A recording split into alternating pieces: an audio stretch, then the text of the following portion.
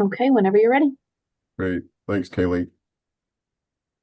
Good evening. This is the okay. Good evening. This is the July meeting of the Northborough Conservation Commission. My name is Greg Young. I'm the chair of the commission. And pursuant to Chapter 2 of the Acts of 2025, an act extending certain COVID-19 measures adopted during the state of emergency and signed into law on March 28th, 2025, this meeting will be conducted by remote participation.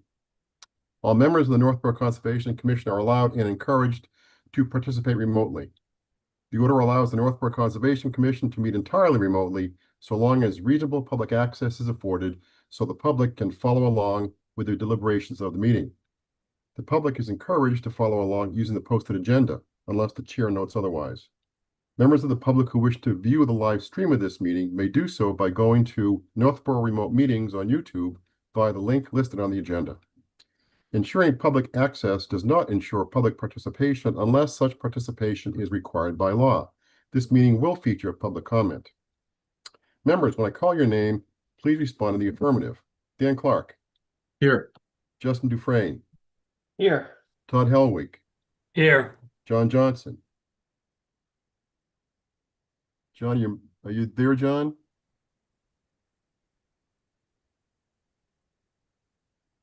Oh, we'll come back to John. Staff, when I call your name, please respond in the affirmative. Vincent Vignali, Here. Kaylee Olson. I'm back. Here.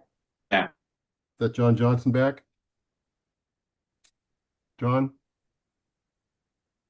Okay, we'll try that again.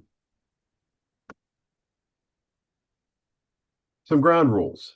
Present. Yep. John is present. John Johnson is present for the record.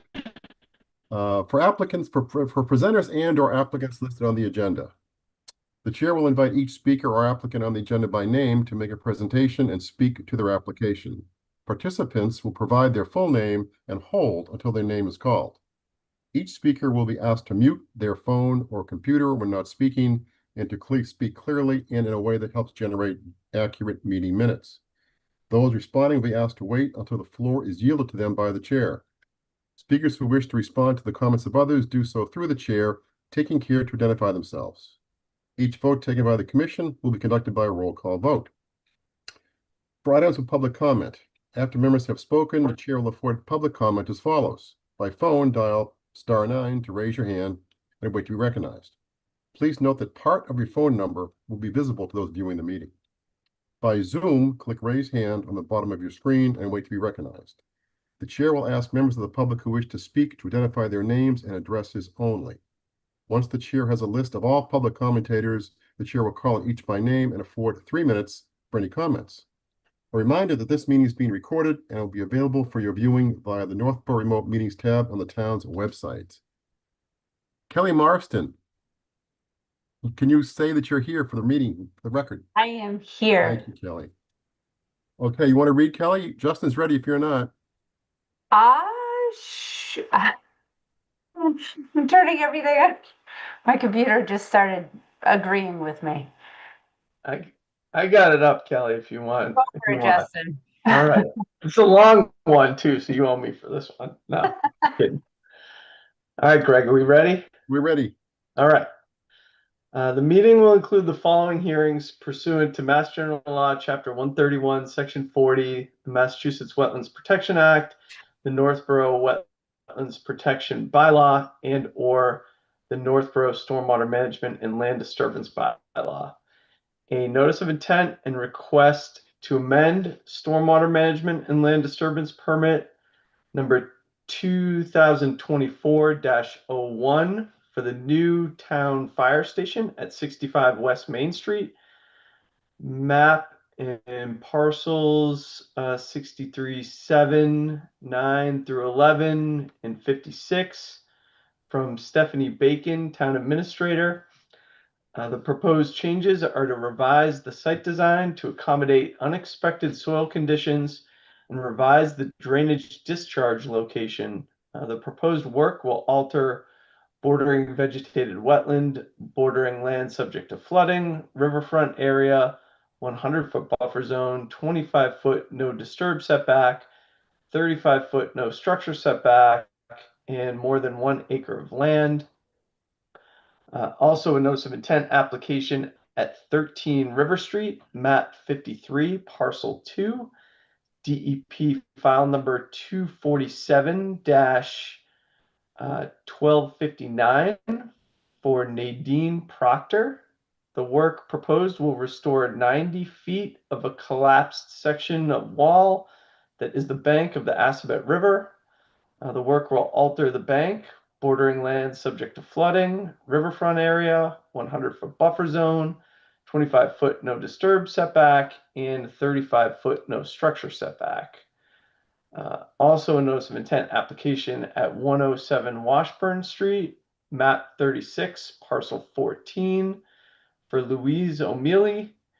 The project will replace an existing failed septic system and alter the 100-foot buffer zone. Also a notice of intent application at 86 Whitney Street, map 45, parcel 154 for David and Heidi McCurley. The work will replace an existing failed septic system and alter the 100-foot buffer zone. Also another notice of intent and stormwater management and land disturbance permit number 2025-01, applications at 0 Newton Street, lots 6A through 6H, map 7, parcels 42 through 49 for Michael Levitt of Levitt Real Estate Management LLC. The proposal is for construction of a common driveway and development of the associated 8 lots. The jurisdictional areas are riverfront area, 100-foot buffer zone, and alteration of more than 1 acre of land. A notice of intent application at 145 Church Street, map 55, parcel 47 for Julie and Richard Cox, who propose construction of an addition and deck access. The work is proposed within bordering land subject to flooding, riverfront area, 100-foot buffer zone, 25-foot no disturb setback, and 35-foot no structure setback. And finally, a notice of intent application at 10 Easy Street, map 76, parcel 19 for Darren Lefevre, who is proposing to restore damages done from unpermitted tree cutting and cut 3 additional trees within 35 feet of the wetlands. The work is proposed within bordering land subject to flooding, 100-foot buffer zone, 25-foot no disturb setback, and 35-foot no structure setback. Very good, Justin. Thank you. Thank you. Kelly, you lucked out today. Okay, meeting minutes from June. Anybody have any comments, questions, concerns?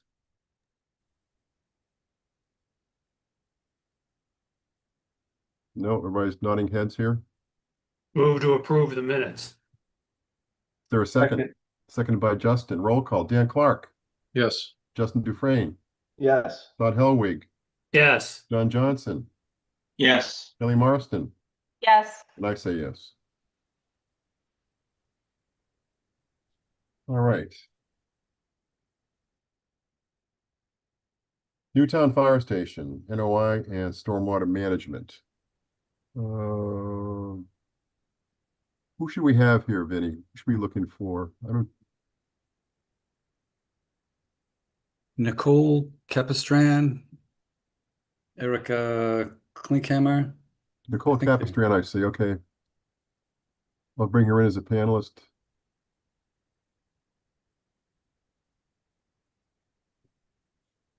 Who else is there? Anybody else? There's 2 hands raised. Yep. Erica Klinkhammer Erica Klinkhammer, yep. Oh, there's a bunch of hands raised. There we go. and Amy, Greg LaCroix. Greg, yes. Amy Dunlap. Yeah, I think that's it. And Chief Parente.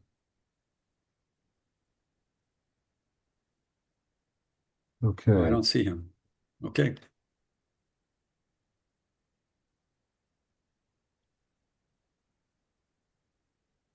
Peter O'Kane.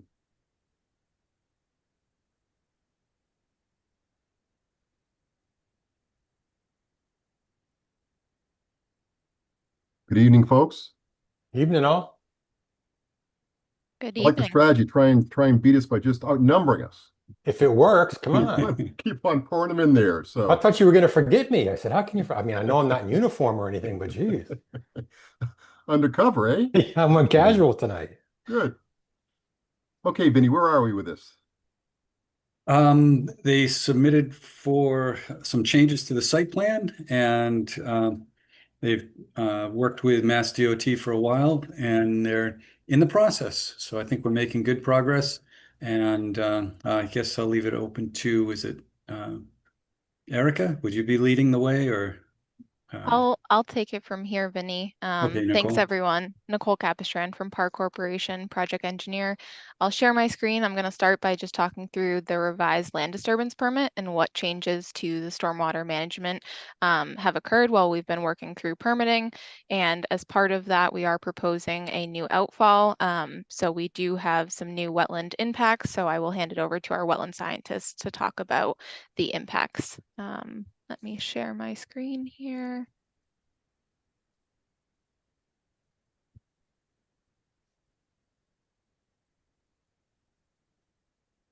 Can everyone see that? Yeah, it's a little bit small. All right, let me try again here.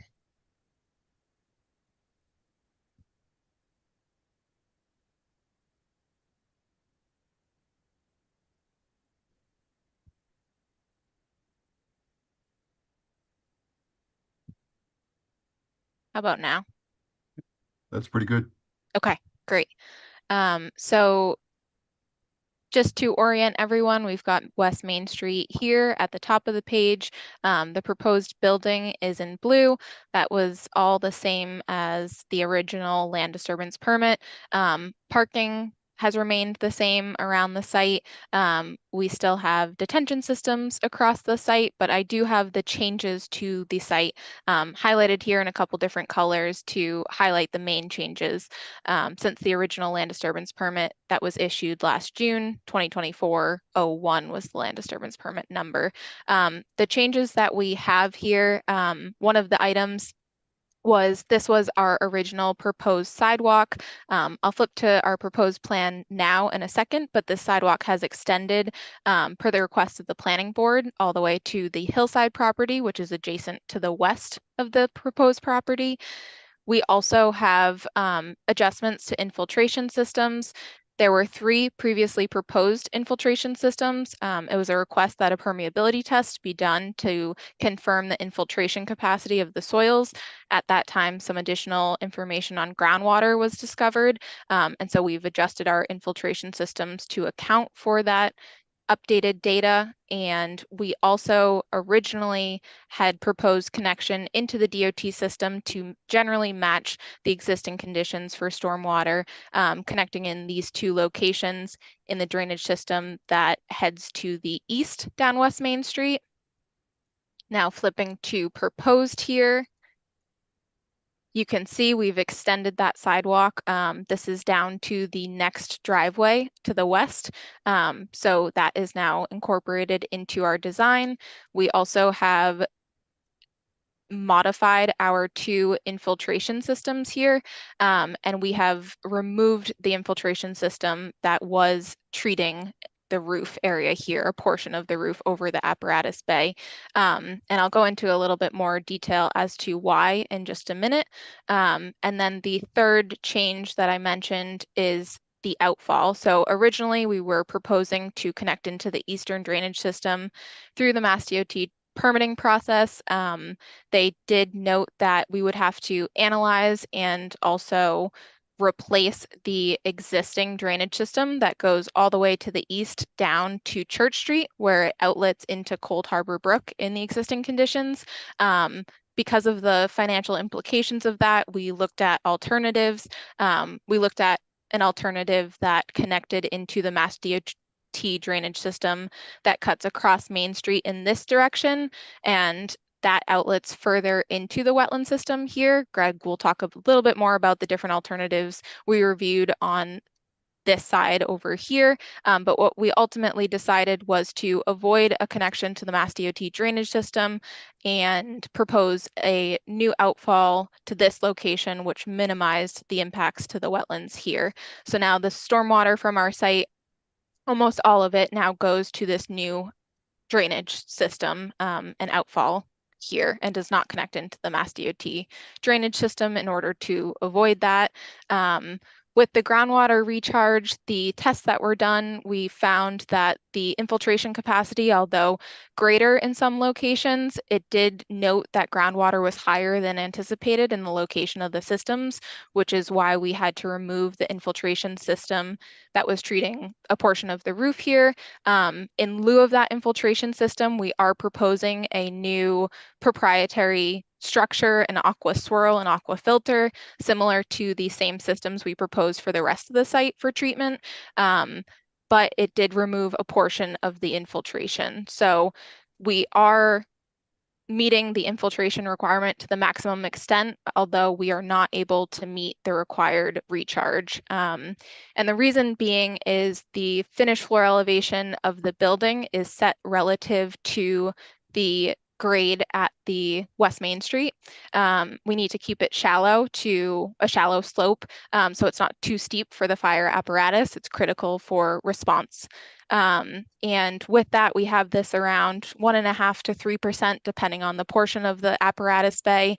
And there's a rear apparatus access in the back as well.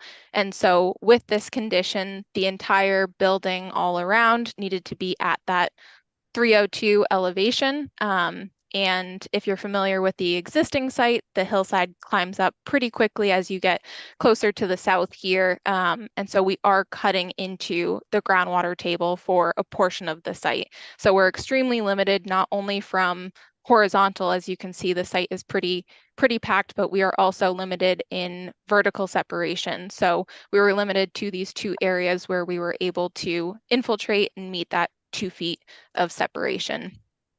And for the outfall here, we are still treating our impervious surface. Like I said, we were modifying what was going to an infiltration system to the proprietary treatment system consistent with the rest of the site as part of the original land disturbance permit.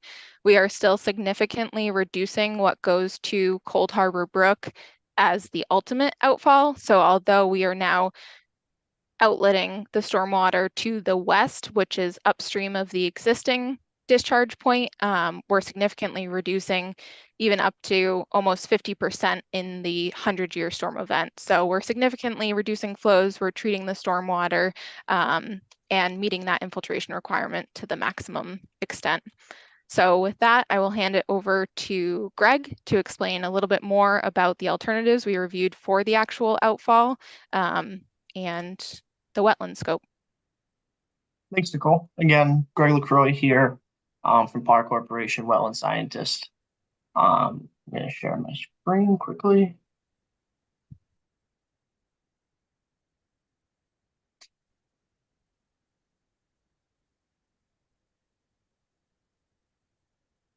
Can everyone see that?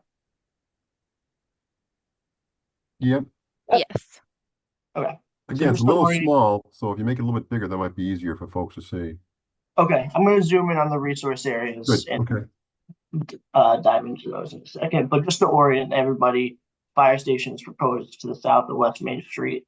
All of the wetland resource areas on the site are the northwest of the fire station. These resource areas include Cold Harbor Brook. We delineated the bank and mean annual high water mark of the brook, a bordering vegetated wetland along the bank of the brook, bordering land subject to flooding, just upgrading of the BVW, as well as riverfront area associated with the Cold Harbor Brook as it is a perennial stream. Also on the site is the 100-foot buffer zone, the local 35-foot structural setback, and the local 25-foot no-touch area. So that is everything we have for resource areas. Diving into impacts here. For the BVW, we were able to minimize impacts to just 37 feet by working through different alternatives. What we're showing here is cut or vegetation removal, first and foremost, installation of erosion controls, of course, and then we are showing a small cut in existing grade to promote drainage towards the wetland area.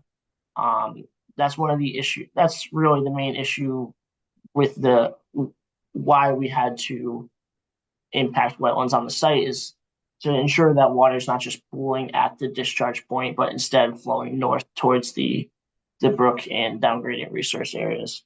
So we're only showing cut there. Following, cut into existing grade, we will restore it by planting different native vegetation and providing a seed mix for the area. Upgrading of that, we are impacting borderland subject to flooding. Again, all this work is primarily cut into existing grade, so we're not filling BLSF, but instead providing additional flood storage capacity. Within the 25-foot and local 30-foot setbacks, we are proposing the drainage outfall, the flared end section, and the riprap scour pad. The bylaw does allow for drainage structures within the local 25-foot no-touch area. So this would fall under that exemption or allowance, or whatever you want to refer to that. Upgrading of that within the 100-foot buffer zone and riverfront area, we have the remainder of the piping, and then some work along the right-of-way within the riverfront area, including, as Nicole mentioned, the new sidewalk and some utility connections, including water. So that summarizes our impacts. Just to go through those alternatives one more time, I highlighted the dashed. That's the location of the existing MassDOT outfall that we had looked into tying into. We ended up not going with that alternative, as it would require more impacts to resource areas from the removal of the existing pipe and the installation of the new pipe, including impacts to the bank of Cold Harbor Brook, where the existing outfall head wall exists. We'd have to replace that head wall, necessitating impacts. So instead of that, we pulled back. We looked into two locations north of the roadway over here. The other alignment, I'll just sketch it in quickly, just as an example, was tying in something like that into the existing Dunkin' Donuts head wall, which would place the actual structure farther from the wetland. The issue with this location was that we'd have to grade much farther into the wetland than we are currently proposing, necessitating a lot more impacts to the wetland resource area, or the BVW resource area. So we landed on this alternative as the least impactful to BVW and upgrading areas as well. Now, for mitigation, we proposed a wetland replication area and restoration of the impacted BVW. Again, 37 feet is the total BVW impact area. For that area, we'll be planting a native seed mix, and we have one tree in there. It's a small area, so we're not able to fit a whole lot of plantings. So we have one tree in there, but again, a seed mix, and then directly adjacent to that, in between the impact area and the flared end outfall, we are proposing the mid replication area at 89 feet, which does exceed the town's requirement for 1.5 to 1 replication for impacted BVW. So that's over 2 to 1 replication. Again, immediately upgrading of the impacted area. And in this location, we're proposing a couple more ash trees along with some silky dogwood. We decided on plantings based on vegetation that was already on the site. We like to do that because we know typically if the vegetation is already there, it's going to thrive in the location. The last thing I would like to touch on is that we did receive the DEP file number today. We are recorded under 247-1265. The only comment that Mass DEP had on the project was primarily an administrative thing. The comment reads, MassDOT notes that MassDOT notes that the size of the proposed replication area differs between WPA Form 3 and the project plans. Any order of conditions for the project should ensure that the project replacement value 89 square feet is provided. On the WPA form, we noted both the restored wetland resource area, which was 37 square feet, and the replicated area, which was 89 square feet. So I think that just caused a little bit of confusion. But yes, the replication area will be 89 square feet. So with that, I will hand it back.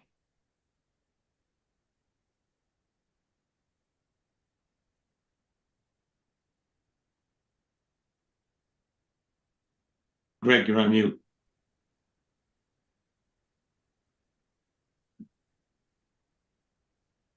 Think that was the end of Greg's There we go. presentation. So, hi everyone, Erica Klinker, North Par. If we wanted to open it up for questions, I believe Nicole is finished presenting the fire station portion of the work as well. Good.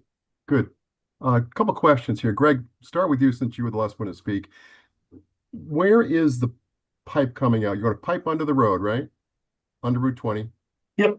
Are you going through a head wall? I might have missed it. Or are you going to come right out on top of the, so is it going to be a surface after it gets into, on the Dunkin' Donuts side? Yeah, we're not going through an existing head wall or proposing a head wall. We're avoiding the two existing head walls that are on the site. If just proposing a flared end section at grade. Okay. All right. Nicole, a couple of questions for you on the discharge numbers that you're almost going to hit, but not quite. Whose numbers are they? For the infiltration requirements, Mm-hmm. those are the Mass DEP stormwater manual requirement for recharge based on the impervious surface on site. Okay. And we're meeting that to the maximum extent possible. Now you said you were not going to meet something. There were some numbers you were not going to be able to meet. Be close, but you wouldn't meet them. Yes, and that's that infiltration requirement. So we're meeting that to the maximum extent that we can, given the vertical limitations with the separation of groundwater on the site since we're cutting into the hillside. So how close is our number going to be to the Mass DEP standard? I mean, way off by 50%, 5%, 100%? We are off. So the requirement is 1,333, and we are providing 1,038 cubic feet of recharge on the site. Okay. So what, 15%, something like that? Okay. Chief, I think I probably asked this question the first time. You must have given a good answer, but I'm going to ask it again. With the increased flow into the wetlands, into the brook, are we worried about any sort of toxicity and chemicals coming in there that aren't there now? No, I mean, not at all. Stormwater management, but this is not a concern? No, you mean coming from the fire station from the operations end? Yes. No, we don't expect there to be any problem at all. Okay. Why is that?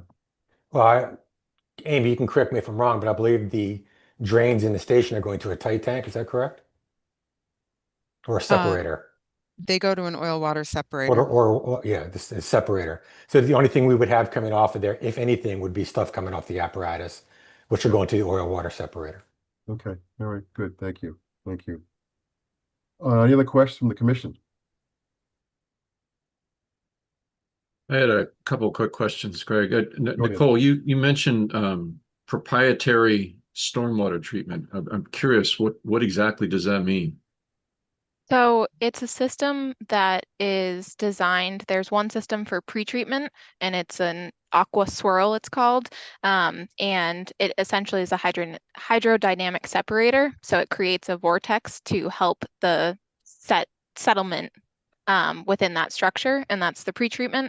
And then it goes through a filter with cartridges to treat phosphorus and TSS. So when you say proprietary, no one else is using it? Just you? No, sorry, that's so we specified a specific manufacturer or approved equivalent. So there's these filtering systems that multiple manufacturers create in order to treat stormwater. And one other quick question, the outfall that's all new, nothing there exists, it's all new. Do you have an easement? How are you putting that in there? So I don't think that's your property, is it? The property, Go ahead, Nicole. oh, sorry. The property is not owned by the town. There has been coordination with that property owner, and there will be continued coordination for both temporary easements for construction and permanent easement for ownership and maintenance of the outfall. Dan, if I could just interject, myself and DPW Director Charpentier sat down with the people in charge of the Duncan's property and had a long conversation with them, showed them the plans. That's when they signed the NOI, and they said, yep, they're willing to go forward. They just had to look at it and make sure that it wasn't going to cause any problems on their end that they were responsible for, but they had no concerns. Okay. You good, Dan? Yeah, that was it. Thanks. Anybody else? Questions, concerns? I have one. Go ahead, John. Nicole, when you mention these cartridges that are going to fit into this proprietary system, how often do those?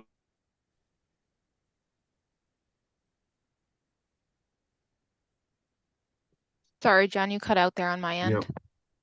I apologize. Nicole, you mentioned the cartridge proprietary system. How often do those cartridges need to be changed? I don't know off the top of my head, but we do have the operations and maintenance manual and the typical maintenance required in that.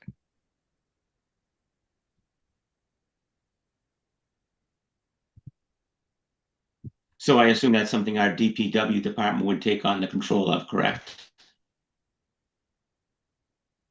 John, that's correct.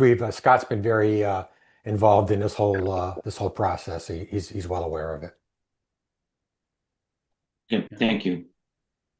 And just to add into that, this aqua swirl unit, we have one in place at the dog park right now, and it's running the same type of unit. It's the same unit.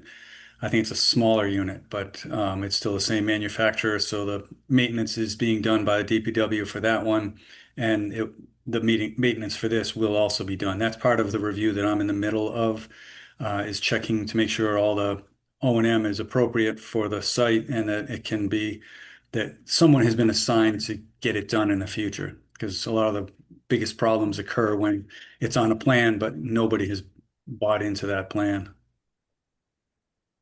I just didn't want to make sure that a third-party contractor needed to be hired to change those cartridges. So as long as Scott's okay with making the change, I'm good with it. Thank you. You good, John? Anybody else? Excuse me? Are you all set? Yes, thank you. Okay. Anybody else? Vinny, how are you in this? I think that what they've done is good. We had like 4 different options. They saved you from a couple of the other 3 options at the discharge location, but I think they got the point across that they worked hard trying to do the best they could at the site. I haven't gone through all the details of the plans and the operation and maintenance plan yet. So I would ask that the commission consider continuing this to the next meeting, but I really don't see any big issues that will hold it up other than that final review. Okay. Is delay by us gonna have any impact on the project? I'm going to defer to Amy for that. I don't know if she has an answer, or Nicole. I think it would, but I'm not positive. Yeah, we are under construction right now, and the contractor is trying to do site work. As you can see, they're trying to purchase materials. We've been asking them to hold back on a number of things just because we knew these changes were coming. So that is the challenge that we're facing right now. I don't know what the committee's schedule is and when the committee would be meeting again, but we've been asked to report back to the owner's project manager and the construction team tomorrow and give them a sense of where the design is going and what we might be able to move forward with and what we have to hold back on at this point. Rather than waiting till the next meeting, is this something we could give Vinny power to approve? doesn't seem that significant. Vinny, how you feel about that? Well, we have, like I said, we have like 15 or 17 items on the agenda. So that's why I was backed up and didn't get this one reviewed. This was actually the last one that came in our application package. So that's why just doing the review wasn't completed. The idea of any big issues, I think we addressed them. I've looked at this for the prior land disturbance permit, so I'm not expecting any real big surprises. It's just getting everything done in the timeframes. If you close the hearing, we have 21 days to issue a decision, and I'll easily have the review done. I expect to have the review done by the end of this week. And if there's minor changes to the plans, it's just difficult to change a plan and reference it on a permit with the hearing closed. It's not legally allowed or recommended, I guess, to change a plan after or have the permit reference a plan that's dated after the hearing was closed. Well, if there's a significant change, couldn't we just do an amended order? They could. Trouble with an amended order in Northborough requires another public hearing and notification of the abutters. We've done this before. What's different? Done. Well, if everything is close, I've done more of a review. I'm more comfortable with what's gone on, and I haven't done the in-depth review that Well, and it I mean, deserves. depending on what we want to do, but that's sort of the commission. I offer it as a opportunity for the commission. For the applicant, there's some risk to it, but that's, if we're willing to do it and they're willing to take the risk. Yeah, I would be concerned. Again, I've been sitting in all the construction meetings, and they do seem to be in they really want a decision as soon as possible, so they can move ahead. They're supposed to be starting to pour foundation footings next week, right? Right around there, Amy. So they're really trying to get ahead. Yeah.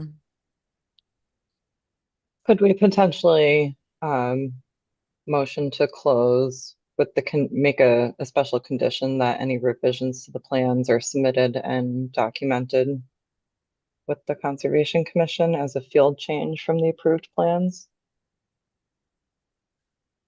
Just trying to think outside the box to keep things moving.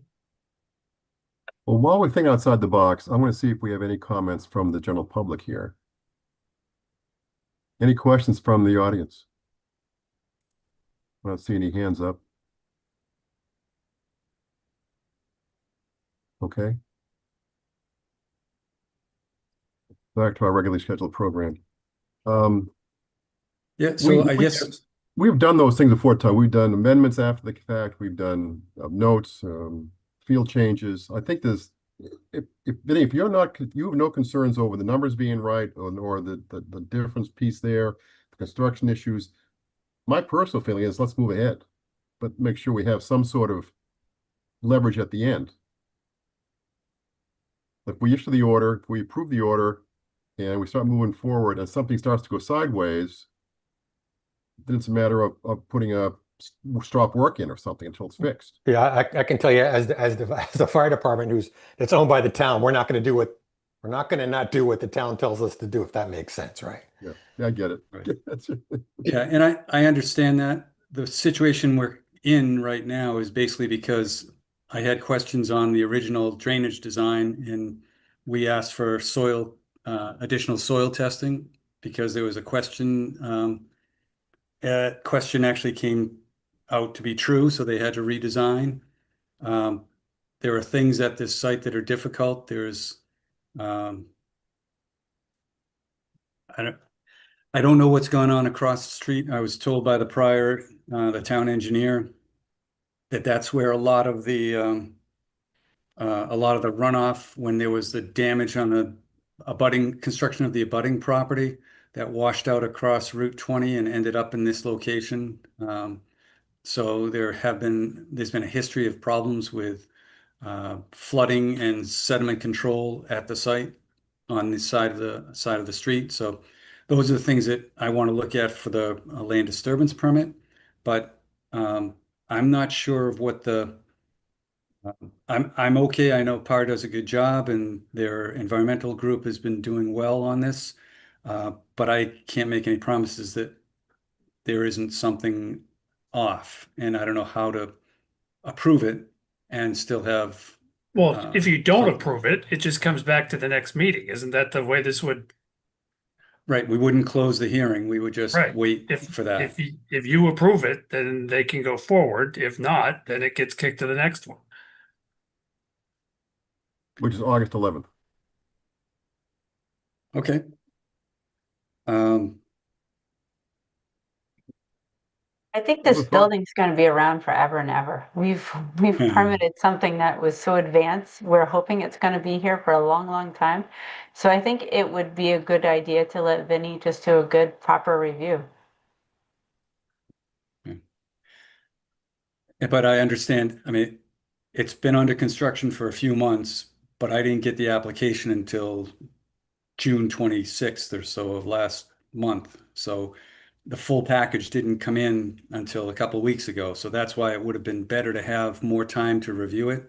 And that's part of the problem, but it's not that I don't think they did a good job. It's just that I haven't had time to check it. So that's basically where I'm at. If you guys are confident that if there is an issue, it's your decision. If you're confident if there's an issue, Chief and the team will stop and make the corrections needed, then I can do the review and get the order of conditions written in the next 2 weeks.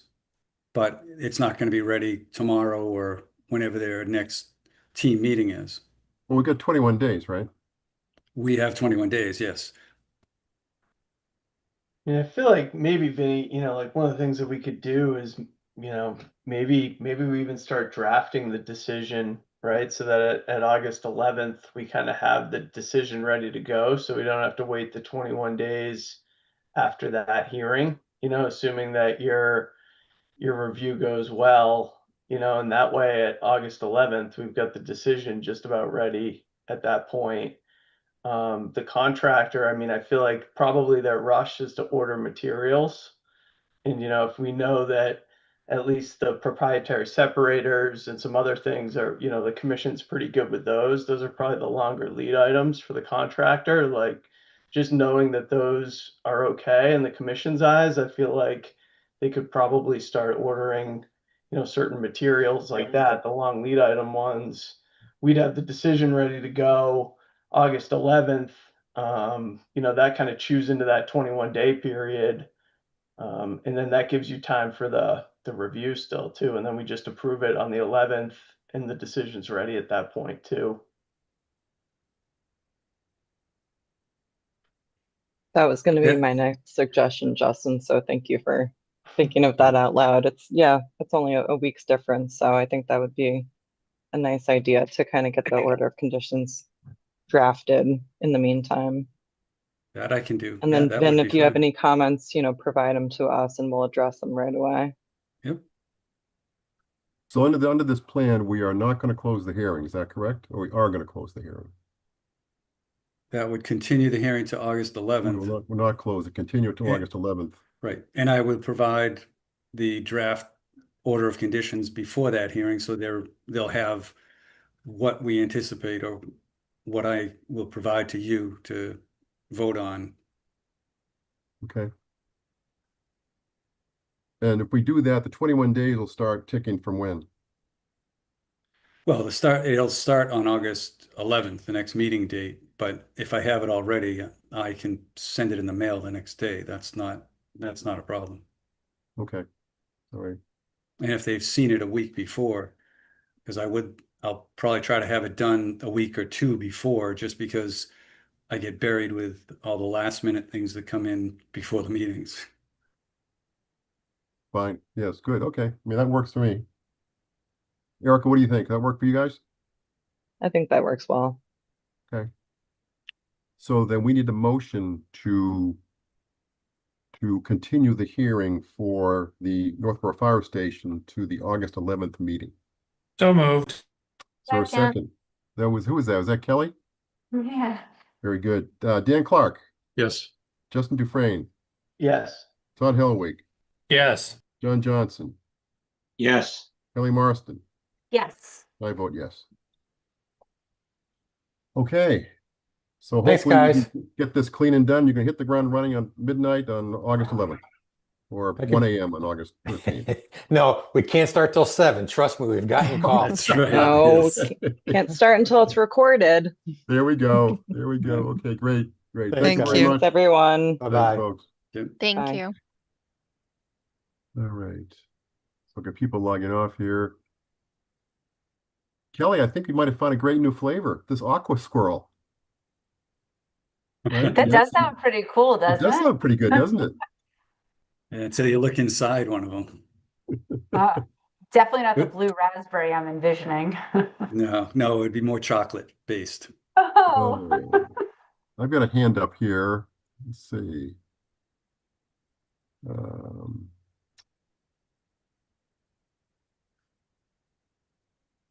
Yes, you can go ahead and speak. It's Glenn Krawalski from EBT for the next meeting. I was on the road and I have to call in. Thank you. Okay. All right. All right. I'm gonna let you go back to where you were until the meeting comes up, Glenn, okay? Won't be long. We're next. Well, CSX is next. Okay, CSX. Vinny, what's going on there? Do you have CSX any is easy. CSX people out here.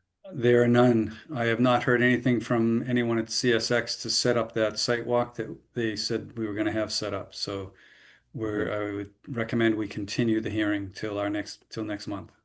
Okay. All right. And Justin's going to rattle the tree for us maybe and see what we can do there on that one. So. Okay, we need a request to continue till next month. So moved.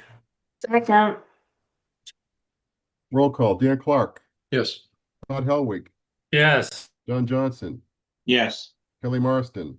Yes. And I say yes. Justin, you recuse yourself, right? Yeah. Yep. Okay.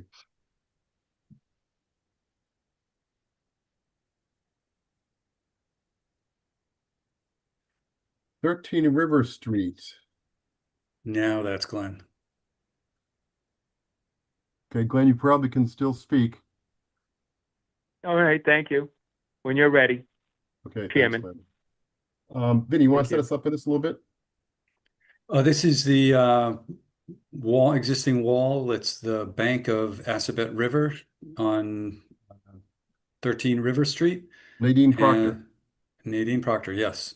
She was before the commission for repair. I think between these two, the section of the wall between the two that are having trouble now, she was here and had a proposal in 2014, I think it is. And they're proposing to repair it again, or repair a different couple of sections. Okay.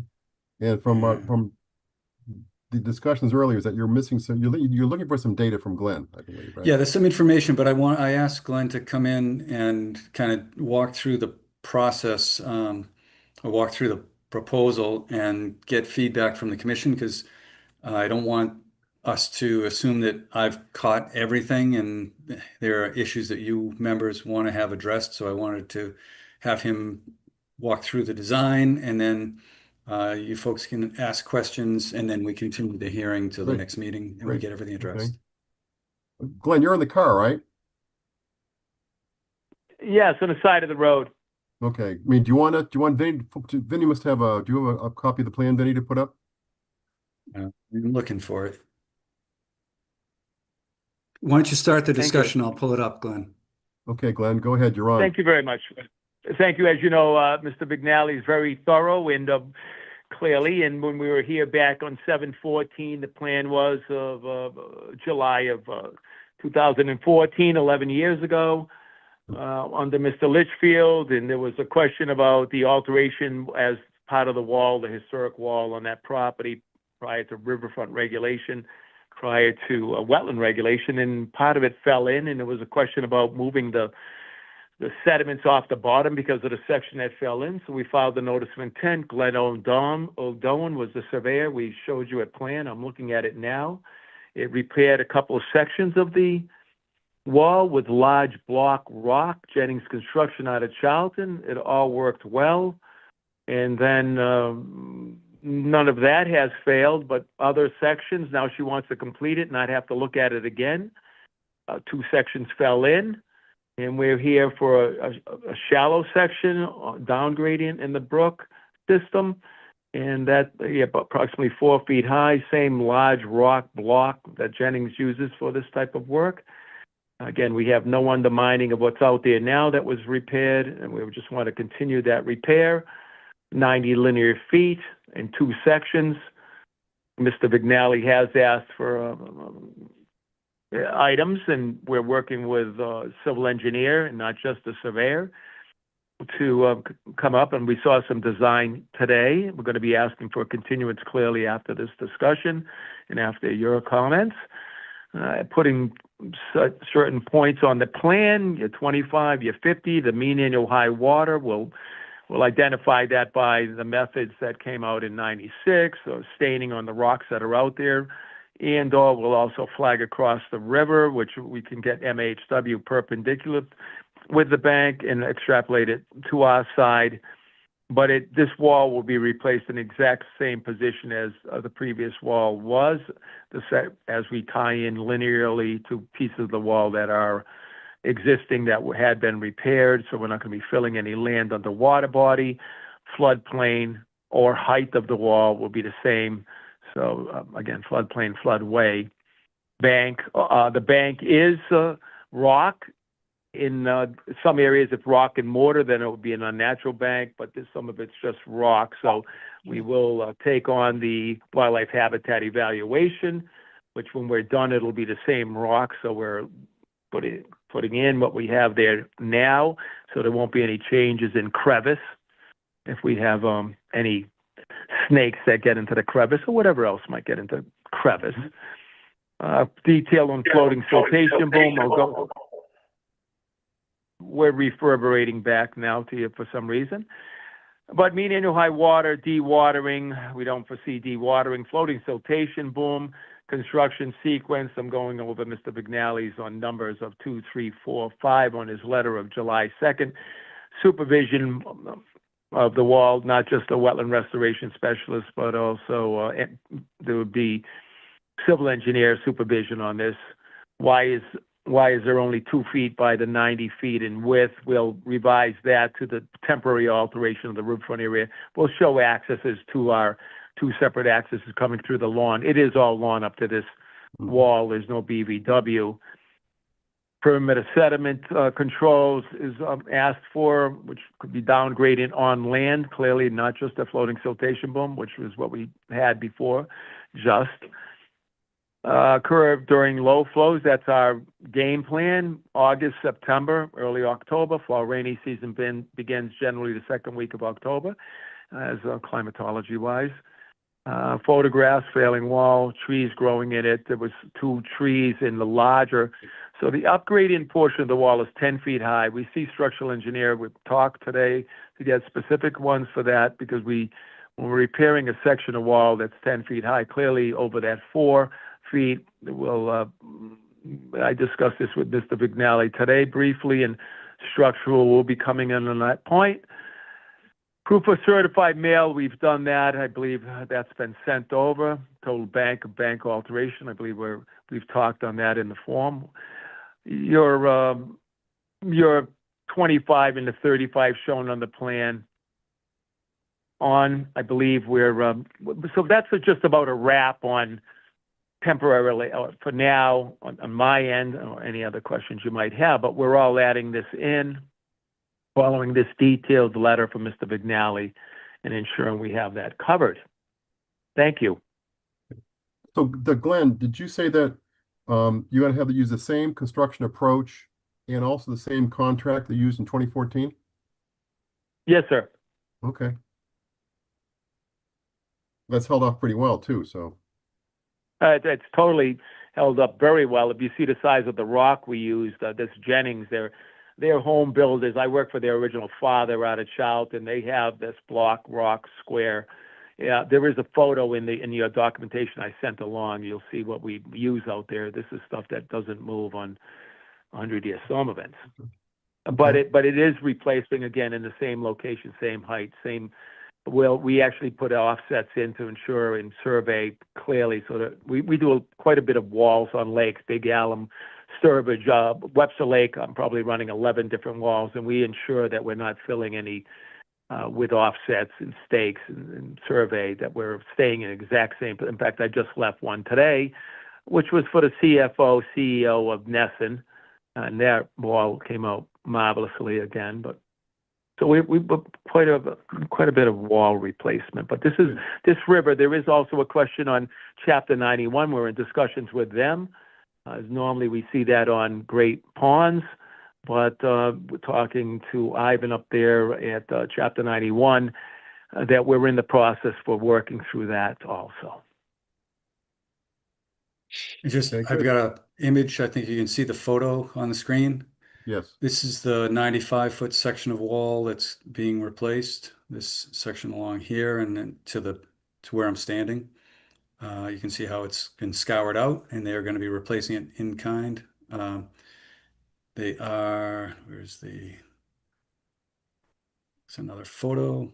Oh, this is just the one going down the hill. This is a 10-foot drop. Tough to get the perspective. This is the top of the wall here, and this is the bottom of the wall down there. It's looking kind of down into the river.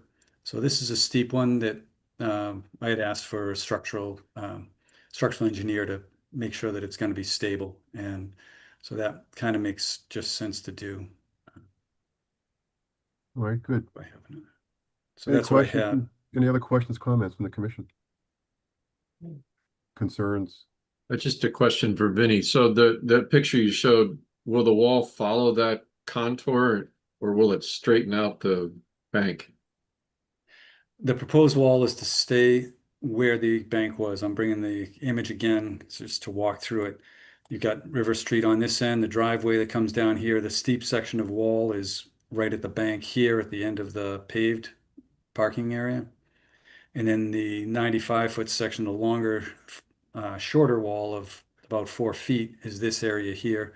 And they're replacing that existing wall. This area here, I think when it collapsed, it scoured back a little bit, but they're replacing it into the location or back to the location where it was based on these 2014 or 2012 plans. All right, yeah, in the photograph. Yeah, the photograph was taken from here going this way. Okay. If I could, please, through the chairman, there were a couple of photographs I believe we added in as exhibits. One shows the wall that we repaired, so you see the size of the rock, and the other one's from across the river, looking directly at that up gradient wall collapsing. And there was I would say, tree box elders in there, and our job will be to ensure to cut them off and put a non-toxic herbicide in the root to ensure that they die, which we didn't do before, so that we don't have any of that root system trying to push that wall out again, whatever we leave to the left and right, if I can use that, if we're standing across the river. We're also looking at somewhat of a battering back, so lose a little land up where the upper driveway is and asphalt, but and ensure that whatever the structural engineer calls for. There was some talk about 2 foot by 2 foot by 4 foot blocks, but as the contractor said, how do you tie block into a rock? So we're working on that exact detail now. It's probably going to be stone, but battered back a bit so that it doesn't go straight 90 degrees up, maybe running at 80 or somewhat. But that'll be worked with the structural engineer, because they're the ones that are going to stamp this to say it's going to stay there. Okay, good. Any more questions from the commission? Dan, you're all set? Yeah. Okay. Any other questions, concerns, comments? Let's see if we have anybody in the audience. Any audience questions, concerns?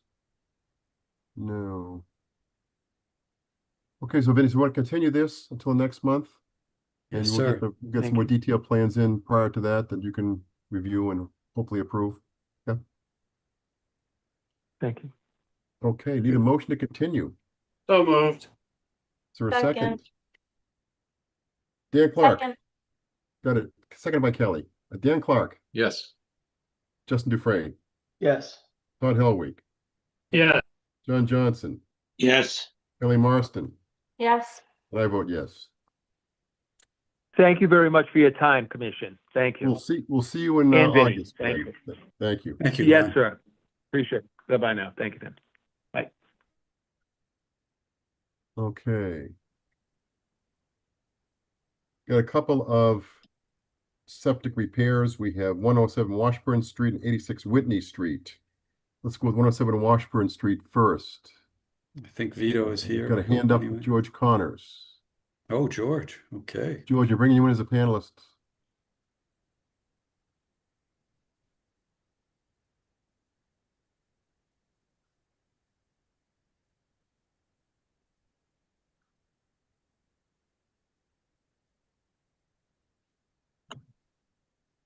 May I share screen? Certainly. We're talking 107 Washburn Street, correct? We are.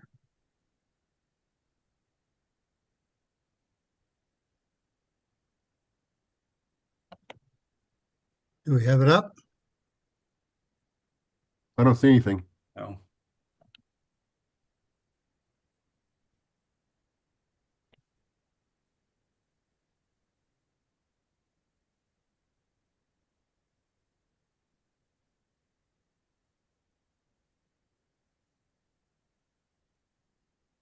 Oh my Didn't goodness. you do anything? I'm working on it. Okay. Somehow I can't get it up, Vinny. Okay. I got it. Then he's plan B. It's coming along. Let me get into Zoom again. Did I lose you? Nope. Yeah, Nope, I think we're all here.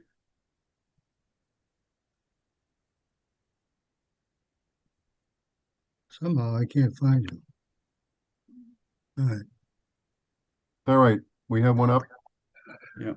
You have one Zoom up. Can you increase that a little bit, Vinny? Yes. We have a septic repair on Washburn Street while Vinny's increasing that.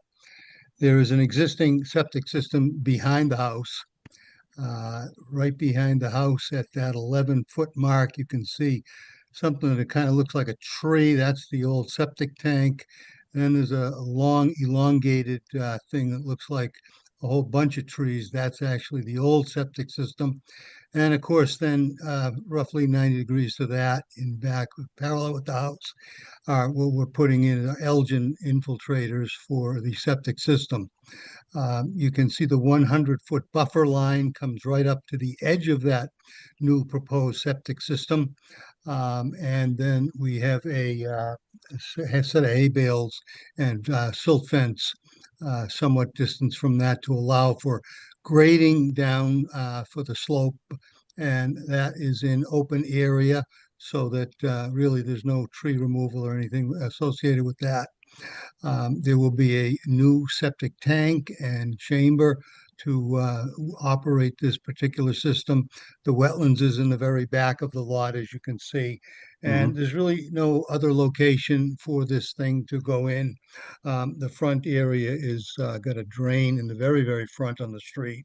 So this is the appropriate location for it. I'm happy to answer any questions and comments. It's just simply a septic repair. Vinny, you all set with this? Any questions you have? I am. I sent some comments over to Vito and he took care of it. And this is the revised plan. So I think it looks good. Okay, good. Any questions from the commission? Comments, Good to me. concerns? How about any audience questions? I don't see any hands up. Okay. Well, if that's the case, we can move ahead with closing the hearing and issuing an order. Yep. Is there a motion to close the hearing? Oh, so moved. Is there a second to that? Second.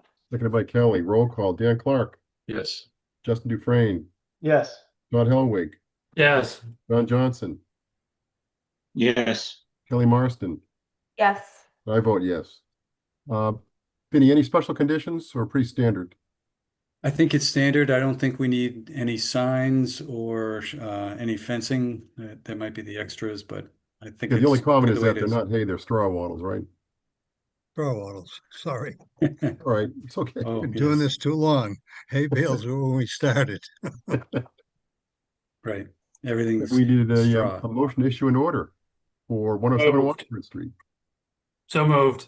For a second. Second. Second by Kelly. Roll call. Dan Clark, Yes. Justin Dufresne, Yes. Todd Helwig, Yes. John Johnson, Yes. Kelly Marston. Yes. I vote yes. Well done. Very good, George. Thank you. He's not Okay. going anywhere. Oh, you're staying around. Okay. Line them up. So we're going to go to 86 Whitney Street. 86 I'm getting Whitney. it. 86 Whitney is also a repair. It has a wetland in the back of the lot when it comes up. We have the 100-foot buffer that takes us right out to the street. So everything that happens on the lot is within the 100-foot buffer. Yep. There is a house with a driveway. You can see that on the top part of the plan, or the eastern part. And there was an existing septic system just below our proposed septic system. You can kind of see that existing septic system location. So we're actually moving a little bit further away from the wetlands, not that it's a whole lot. We are outside the 35-foot buffer, as you can see, for the septic system itself. We have a little bit of work inside that 30-foot buffer where you can see adjacent to the driveway where our pipeline from the house comes out and makes a turn and goes to a septic tank. There's an existing septic tank that will be, again, removed like the last one. This is a typical septic system. It's just got the pipe and stone type of construction. And it sits in the front of the lot as far away as we possibly can get from the wetland area. You can see that it's 22.6 feet at the closest point to the front street lot line. It fits in to the outside of the driveway, so it actually doesn't impact that too much. The trench from the house to the septic tank just skirts that driveway, so we have our hay bales, our straw bales behind that. Sorry about that. So I think this is pretty self-explanatory and simple as well as a repair. Again, not many options at all. So, No. any questions from the commission, concerns? Nope. No. Any audience questions? I don't see any hands up. Okay, we can move ahead with closing the hearing and issuing an order. Thank Close you. the hearing. Move to close the hearing. Is there a second? Second. Second by Kelly. Roll call. Dan Clark, Yes. Justin Dufresne, Yes. Todd Helwig, Yes. John Johnson, Yes. Kelly Marston. Yes. I vote yes. Now we need a motion to issue an order of conditions with no special items, Vinnie, right? Standard Correct. Just the standard order. Yep. for So 86 moved. Whitney Street. Is there a Second. second? Roll call. Dan Clark, Yes. Justin Dufresne, Yes. Todd Helwig, Yes. John Johnson, Yes. Kelly Marston. Yes. I vote yes. Okay. That's it for George for tonight. You want to keep around for a while? We No, seem to be one moving more. quickly with him. One more, Oh. one more. Which one are you doing? We're doing the NOI on 0 Newton, common driveway and introduction only. I won't take any time. Oh, okay. That's next one. Yep. Okay. Okay, so you're gonna pull it up? Do you have it? I wasn't ready for that one. Start Oh, talking, George. I can go with All it. right, so what? On this, there was a common driveway for several lots that had frontage on Newton Street back, I don't know, 10 or 12 years ago. The common drive was approved by the town planning board, and it has been said that it can again be utilized. However, in the interim, there is a change to the requirements that includes stormwater management. So what happens is we have reflagged wetlands out there, and we have changed the plan only insofar as where there is a wetland, not a wetland crossing, but a drain crossing from one side to the other where an isolated wetland is up gradient and then the stream complex is down gradient. And that's right at the intersection of the Y on the plan when you do see it. It required us to raise the grade just a little bit because now we have infiltration under the stormwater regulations. So between new flags, updated flags, raising some grade at that only small section where the culvert will go, and stormwater infiltration, when you finally get to look at that NOI and all the calculations and associated plans and details, you should be able to understand it from my brief introduction. Okay. So you're going to get that on the screen? I am trying to crash my system there. Okay. George, while Vinny's working that, 2 quick questions. You said you reflagged the wetlands, right? Yes, I think Glenn Krawowski did. Was there any significant difference between now and then? I can send you the plan. There was a little bit, they do change a little bit, but I can send you the old and the new if I'll make a note of that. And I also remember there was a road. What was the time difference between the two? Was what? What was the time difference between the two layouts? I'm sorry to interrupt. I think it was Probably 10 2017. years. Probably 8 years. Close to 10 years. 10 years. Close. Yeah. George, what about the vernal pool? Oh, there you are. Huh? Yeah. There was a vernal pool in the property too. There still is, yes. There's a vernal pool in the middle here. There it is. Okay. And then this is Newton Street coming along the right side of the plan, going north up the plan. This is the clump of lots. There's a couple up above to the north, and there was some work that was going on across the street. But now this proposal is just for this proposed common driveway that wiggles in through here and goes along to the back to service this last lot here. So it's servicing 8 lots. Yes. And the buildings are shown. I'm going to be getting the septic designs. He had them, he just hadn't put it all together. But generally what we're looking at is we've got the 25 and the 35-foot zone off the wetland in this north area here. And then the setbacks from the vernal pool in the middle. And they're keeping everything outside the 35-foot here, as well as I think all the structures, there's some grading within the 35-foot, but the roadway itself is outside of the 35-foot, no structures area. That's correct. Vinny, I only see 6 houses. 1, 2, 7. I see 7. 4, 5, 6. 1, 2, 3, 4, 5, 6, 7, 8. I've got 8 on my colored plan. Oh, I see one way up top. 1, 2, 3, 4, 5, 6, 7, 8. Yep. The one I couldn't see before was the one at the very edge, way up. Okay. Okay. So where just to the east of that little cul-de-sac section is really the only change on the layout of the driveway. Come down to you can see that little bulb for the cul-de-sac type thing.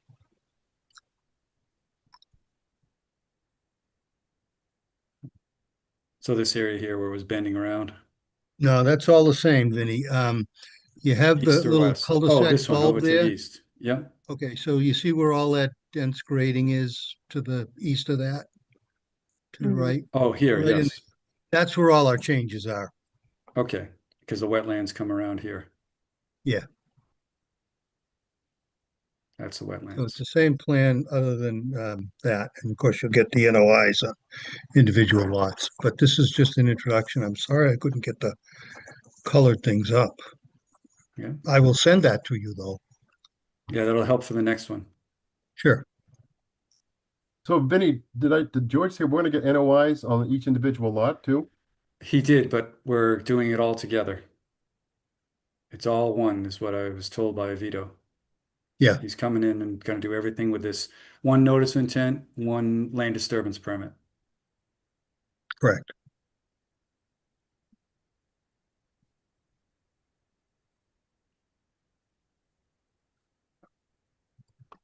For lot 6G, it looks like there's a slope in the back of 6G that runs down to the pool. 6G. This one here? 6G, yes. Yeah. See how it seems to get, everything's going downhill there? Yeah, Yes. yeah. We should need to make sure that for that lot in particular, that we really have to put some sort of, I mean, certainly need signs at the very least.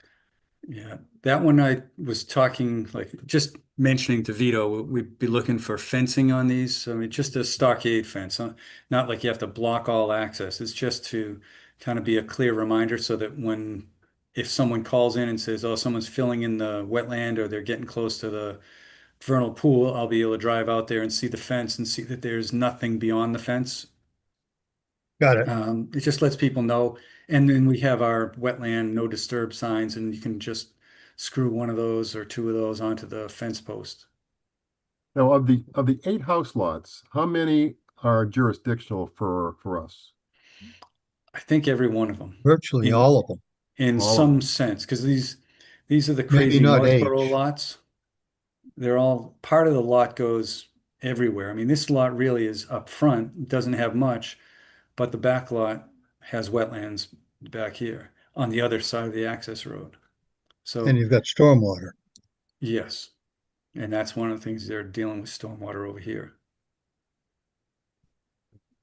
Vinny, Vinny. I'll tell you- go ahead, is that Dan? Yeah, I was just curious. Is that a certified vernal pool? It is. Yes. Okay. Yes. I think it was done by the commission in the last application. Yeah, Mm, we walked so that yeah. site last time through, and Glenn Kravosky it was like a classroom in the field. We learned all about vernal pools and fairy shrimp, and it was really pretty amazing. So Yeah, yeah. Vinny, I'll tell you, I'm a little uncomfortable here approving 8 lots, all with jurisdictional wetlands based on this. It just seems that we should Good. have one for every lot because there's more detail involved in that. The houses may move too, we don't know.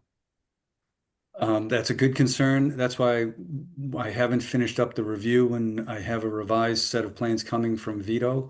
That's why we're going to continue this hearing. But those plans are forthcoming from Cornerstone Engineering, the Okay, details. okay. Then I'll wait to see. Yep, you're Okay. right on it, though. That's good. Here. Any other questions or comments from the commission here? Just like to mention that I have to recuse myself from this one because I will likely be representing a lender on this project. Okay. Well, Todd, you can Okay. make comments as a citizen. No, I cannot. Can't. Okay. Can't. Okay. You choose not to. Okay. It's all All right. about the money. Kelly, you all set? I don't know if Kelly was going to say something there. You're all frozen. All right. I'm looking into the public area, see if anybody has their hands up for comments. I do not see any hands up. Oh, really? Okay. No hands up. Going once, twice, 3 times. Okay. All right. So we want to continue this till August 11th, correct? Yes, sir. Okay. We need a motion to continue the hearing to August 11th. So moved. Second, Roll call. Dan Clark, Yes. Justin Dufresne, Yes. John Johnson, Yes. Kelly Marston, yes. and I vote yes. Hey, Thank Vinny, you. I'm sorry to interrupt real quick. Vinny, can we get those detailed drawings that George had with the colors put in the Dropbox? You can. That's I good. will Yes. send them tomorrow. All right, and I'll post them That'd be once I great. get Thank them. you. You Yeah, pop- you it's put helpful. them That's a into big site. into the Dropbox? I will put them in there once I get them. Yep. Great. Okay. Thank you, sir. All right. Thank you. Good night. Thank you, George. Good Good night. night, George. Okay. 145 Church Street. Let's see. Do we have any hands up in the audience? I think I'm going to be running this show. I don't see any hands up. Yep. I Okay, remember this. Vinny, no DEP number yet, right? Correct. So we're going to continue it based on that alone. Yes, I just wanted to go through what we have Good. for the plan because I Okay. just want to make sure we get the questions answered. I lost that one. All right, well, what is being proposed, which I'm trying to dig out right now, is it's an addition to a little bungalow that's off of Church Street on what number is it, 145 Church Street. And they're proposing an addition to get access downstairs. Right now it's very steep and dangerous, so they wanted to enlarge, or they wanted to build a stairway down to the basement where the laundry is, but they didn't have any space. It's a 750 square foot bungalow, and it's on a big lot. I think it's 6 acres or so, but it is, where am I here? Preliminary sketch.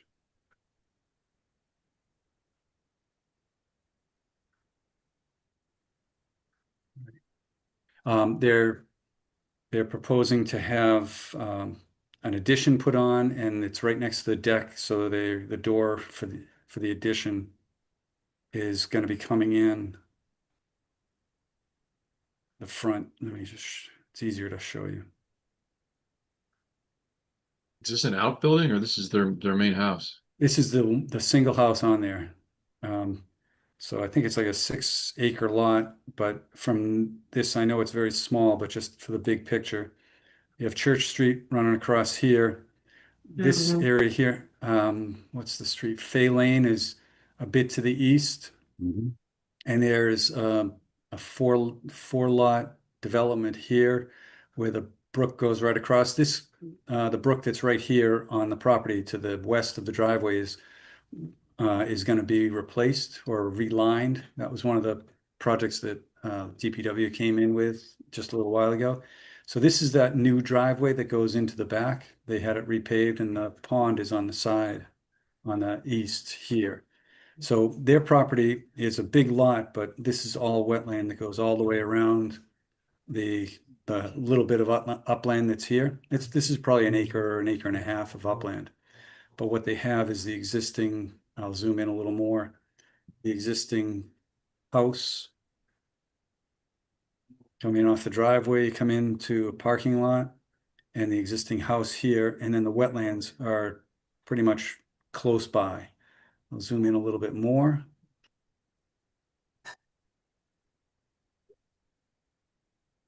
And you can see existing driveway comes up here. This is driveway along here.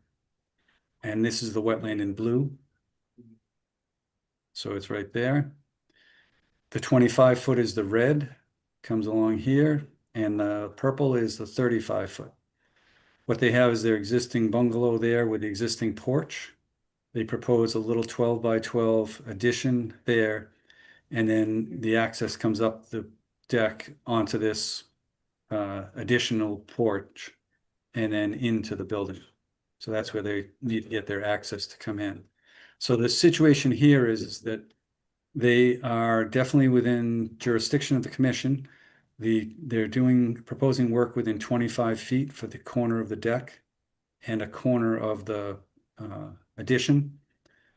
And I'm sorry, that's the 25 foot is here. So the deck is within the 25, and the addition and the rest of the deck is within the 35 foot of the structures. But they're requesting a waiver from those two requirements because there's no other alternative. What they're showing, or what is shown, is there's a fence. There's an existing fence that runs right around here in the green. So this is all fenced in, and this is all manicured yard. So they're not changing wetlands or filling any wetlands. There's not going to be any filling. They're just going to be putting this building and the deck in place. And so they're not going to extend or encroach any closer to the wetlands than already proposed or already exists. So I think and they're proposing, while they're doing construction, to put in this heavy purple line of the sediment control, a little straw wattle.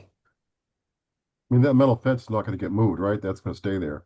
Correct. The metal fence is going to stay. I have a couple of photos if people want to see, but it'll take me a few minutes to get them loaded up if you want.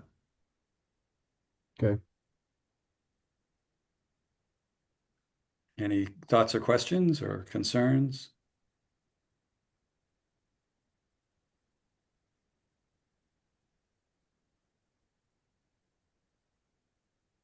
Well, we're going to continue this anyway, right? Because no DEP number. Correct. Right. Actually, I have the photos if you wanted to look, or are you If you have the photos up, let's take a quick review. okay? Let me just pull those.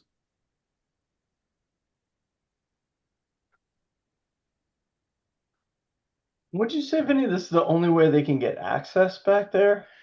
This is the way they get access down into the basement without currently it's a really steep staircase is what I'm told. I haven't been in the house, but Oh, it's a okay. very, so Got they it. needed to improve it.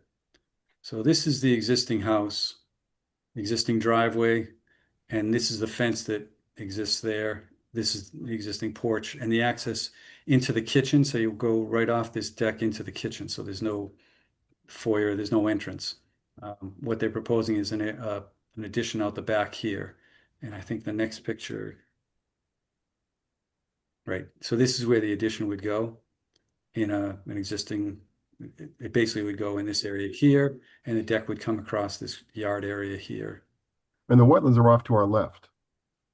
right behind us. So that's turned around. This is the existing fence that's there, and the blue flag is on the wetland line, probably about 5 feet, 3 feet beyond the fence.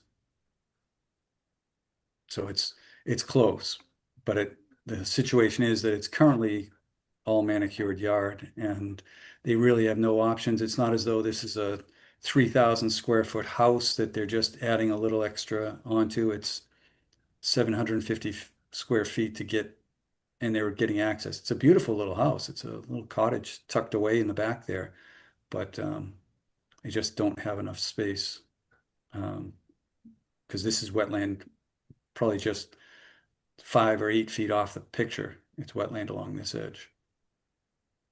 Don't they have the brook on the other side of their house too? They like They Howard s- Brook over there? They do, yes. That's the brook, and it goes Squeeze. under the Yeah. culvert. Yes, yes. So they're squeezed in here. But they were telling me the story. They just had some beavers visiting earlier in the spring. They took down a couple of birch trees, and they saw the whole tree just fall and then get whisked away into the wetland. So but they enjoy it. So that's the right kind of people for this place.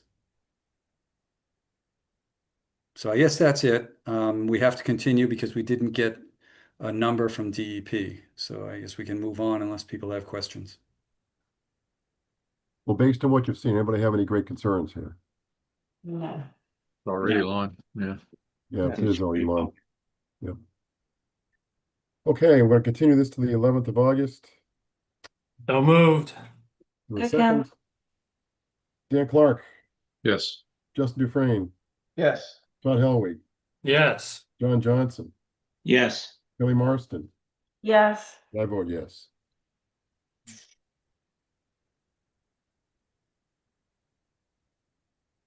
NOI for 10 Easy Street, again with no DEP number on this one. Right. And I've asked Brian Waterman to still attend, even though he knows it's going to have to get continued, just to do a quick review of the Brian, I'm gonna bring you situation. in as a panelist, Brian.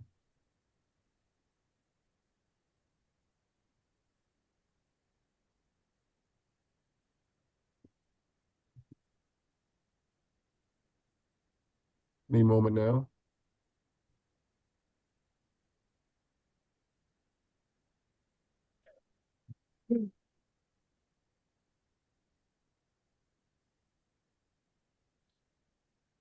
Maybe not.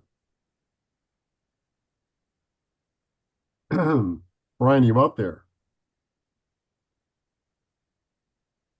You must have stepped away. Or he's don't ignoring us see- one or two. Where?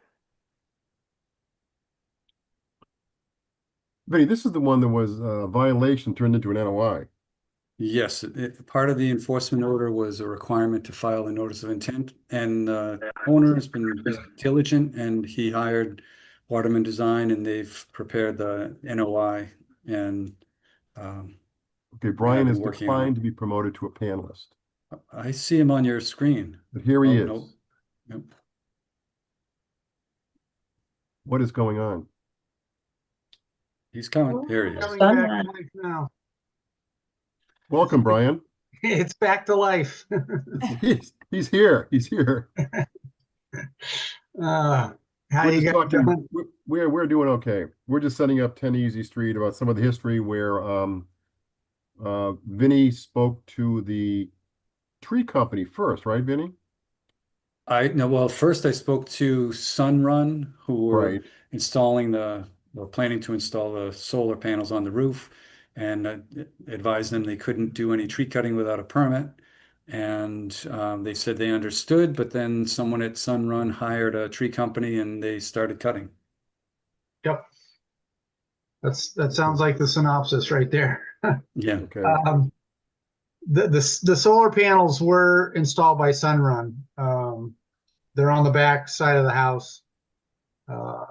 Speaking with the owner, Darren, and Darren may be online. I don't know if he can promote him He to is. panelist if he is online. Darren Lafrave. Darren, I'm bringing but- you in as a panelist. He declined to be he declined to be promoted to a panelist. No, okay. So fine. Okay. Maybe he's a little shy. But apparently the panels were installed. They parked in the existing driveway, put a ladder up on the front of the house, and they were all carried up the ladder and put in by hand. So I don't think that was the issue as far as the commission was concerned. But as Vincent stated, Sunrun had told the owner that they'll take care of the permitting. But it sounds like they just turned it over. Once they got the panels on, they contacted whatever tree company and they just started going to town. And that's when you guys intercepted them and Vincent stopped the tree company and issued the enforcement order. So, Vincent, I don't know do you have the plan? Can you bring that up or? I have it. Let me get to it. Keep on talking. Yep. So I'll show you on the plan. There's a large stockpile of very large pine trunks that were dropped and felled and cut in the backyard. So those are still there. So obviously those would need to be cut and removed, trucked off site. And as part of that trimming of the upper branches, some of those branches ended up in the adjacent wetland. Pines, branches. So those we would have to be removed by hand is what we put on the plan. And Vincent also identified a couple areas where it looks like there have been some historic dumping of leaves into the edge of the wetland. That was done by the owner 2 years ago. I guess last year he started mulching. So there's some natural leaf and stick debris in the wetland just from trees that are breaking there and leaf drop, but there is some that would need to be cleaned out by hand as well. Yeah, if you can go just to show the commission where the large, yeah, you can see the large log pile we had kind of have right there. Yeah, that large log. That's where the main log pile is right now in the yard. Just Brian, to give excuse me for 1 second, Brian. Vinny, you have any pictures? I knew you were going to ask that. I'm working on those. Okay. I'll keep talking, Vin. Yeah. Just to give you some history on the property, Darren's mother and father have owned this since 1965. They unfortunately passed away a couple years ago. So Darren lives there. So the yard, the extent of the yard, everything else has been there since like 1965. The house, the driveway, the garage. But, you know, Darren acknowledges that there was a mistake made and he was under the impression that these people were handling the permitting. So fortunately, the big stuff was dropped in the yard and not in the wetland. There are some branches that are probably up to 6-inch diameter in there. But they can be cut and pulled out by hand. I don't think we need to get a machine in there. Are you seeing my pictures or it's still the plan? I'm seeing the plan. See the plan. Okay. All right, let me switch screens.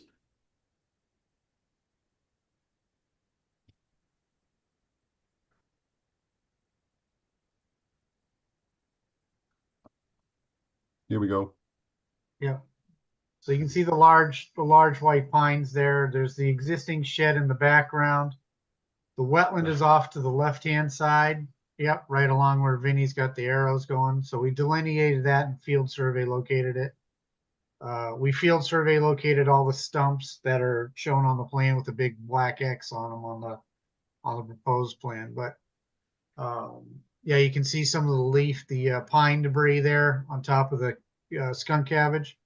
Mm-hmm. And then there's some old tree fells and logs that, you know, have just naturally fallen. There are a couple of large wind throws in the middle part of the wetland. So all that we're proposing that would have to be taken care of by hand. You can see some of the leaf debris there. Some of that is natural, and some of it off to Vinny's right is from deposit from the owner. So we would propose a pretty unobtrusive hand raking back down to the natural grade and just let the keep an eye on that. I think that will just restore with the ferns and the skunk cabbage pretty quick. You know, if it needs an overseeding, we can do that. But Vinny, stay at that picture. See the cut stump there in the middle. Oh, if you can go back to the one. This one or back another one? No, go back to that picture you're just at. Right there. The stump in the middle, it's about 5 feet high. Yep. That was an American elm tree. That already has new growth coming out of the side of it. I looked at it today. We would propose that just stays as is and let it regenerate. Oh, good. Okay. Kind of a side question. Yeah, I think it's the next picture, Vinny. Let's see. That's the one. No, that's a different one, I think. Oh, it's a different one? This is right there. You can see the stump that's cut about 5. Yep, that's the elm tree, and you can't really see it off the back side. It's already regenerated some sprouts, so that elm should regenerate. I would just leave that. This was the day it was cut. This was when I was out there. Yeah. And you can see there's a large pine branch there that's cutting through in between the 2 red maples. That's got to be cut and hauled out by hand. Yep. So that was those are my photos. Yep. What does the orange paint signify? Those were trees that were painted that they wanted to cut, but they fortunately were stopped prior to that. There are still 3 trees they would like to cut. I don't know if they'll show up. None of those. This is not one of them. The wetland are proposed to be cut. Let me see if you can keep clicking, Vin. Yeah, that's all of them. Okay. I'll go back to the plan. Well, but you can stay right there. If you were kind of facing this photo and came to your right towards the garage, there's a 70-80 foot high white pine that's leaning towards the house and the garage. They would obviously like to take that one. He's had some problems in the past with pine branches coming down. Just the size of that pine leaning towards the house and the garage they would like to take. That pine is at about 20 feet from the wetland. Right. Up in the yard, but it's about 20 feet from the wetland. Right. And that one, they were in the midst of trimming some of the branches, the lower branches, and going for that one when I stopped them. So they've already started and taken out most of any of what might be dangerous branches. So I would definitely want to have a arborist come out and have them confirm or deny that it's a dangerous tree. And based on that, then we could make our decision. But the commission again also would have it stumped at 12 to 15 feet high. We wouldn't allow this kind of stumping. Yep. Yeah, I mentioned that to Darren today that, if they do allow any other cutting, it'd be cut at 12 to 15 for wildlife habitat. Yeah. And then we proposed, I think we counted eight or nine stumps. We've proposed replanting with 14 trees, red maple, black birch, and American elm, native species that we found out there. And also supplementing with 14 shrubs, witch hazel, maple leaf viburnum, and nannyberry, which are all, suitable for that kind of area. The white, if you can go back, I'll show you the two other trees. Do you have the proposed plan on there, Vin? I do. I just was looking at the first plan, so. Yep. Right. So there's a large oak out front that's outside the buffer zone. That's proposed to be cut, but that one has power lines going through it and stuff. So that's going to have to be a tree expert that tackles that one.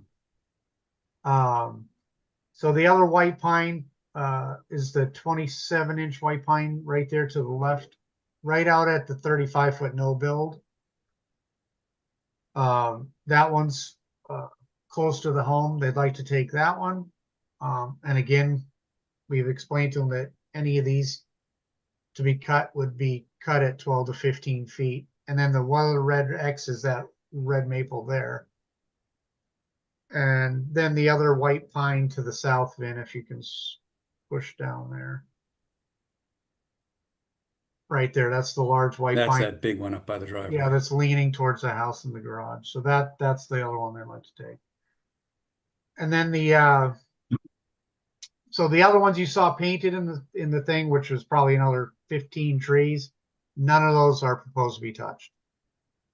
And then we have all these black circles, which would be the tree and shrub replanting. And then we have proposed signage.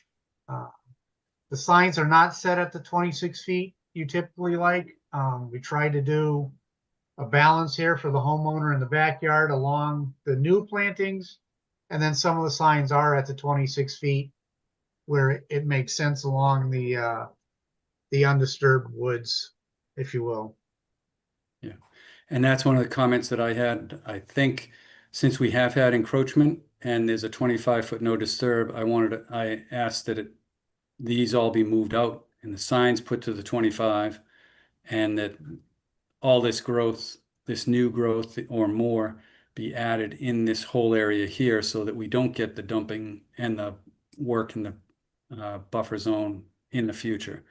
Because it was just happenstance that we found this, and all the dumping that was occurring, you need something in there so that it doesn't occur in the future. So I would, this sign here and this sign here, I would move up and have maybe one sign in the middle, and then at the 25 feet, and then plantings behind that so that nothing occurs in this area here. Yeah, I guess we were just trying to make a happy medium between the lawn and the homeowner that's been there since 65 and adding putting the signs at like 12 to 15 feet. Right. But if the commission wants that, moved out farther and additional plantings, then I'll have to figure out the best way to do that. Whether we just do signs on posts or you're going to require some kind of a small split rail fence in that section.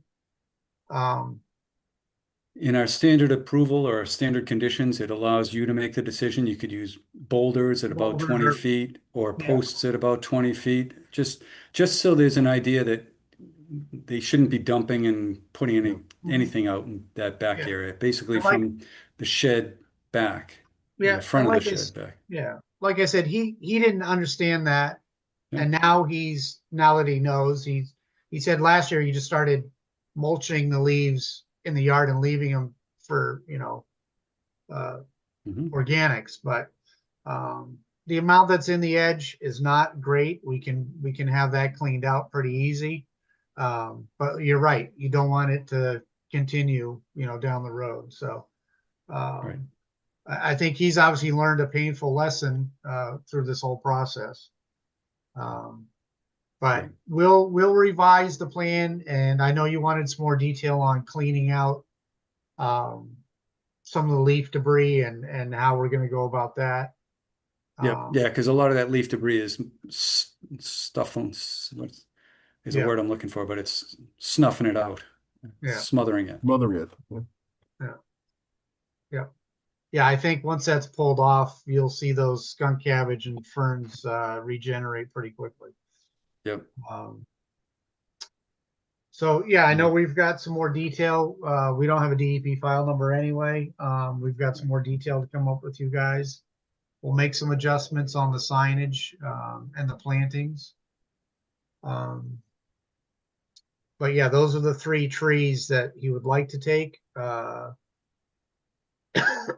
mainly for safety reasons, and 2 probably to aid in the efficiency of the solar panels. The solar panels are, like I said, they're on the Sunrun solar control boxes there in the corner of the house, but it's not turned on. The system has not been turned on, and it won't be until this other stuff gets figured out. So Okay, good. Okay. Good. so I appreciate you guys letting us chat, and any other thoughts you have before we can get some more detail for you guys to take a look at. I think we're pretty good here, Brian. Okay. When would the next meeting be? August 11th. August 11th? All right. So we're going to continue this. Need a motion to continue? So moved. For a second? By Kelly? Roll call. You're muted, Kelly, but I can lip read. I know what you're saying. Roll call. Dan Clark. Yes. Justin Dufresne. Yes. Todd Helwig. Yes. John Johnson. Yes. Kelly Marston. Yes. And I vote yes. Okay. All right. Hey, Vinny, on this particular site, this is the one that I visited with you previously a couple of months ago, if I Yes. remember, when we looked at these trees that were tagged about how to handle material in a wetland area. Yes.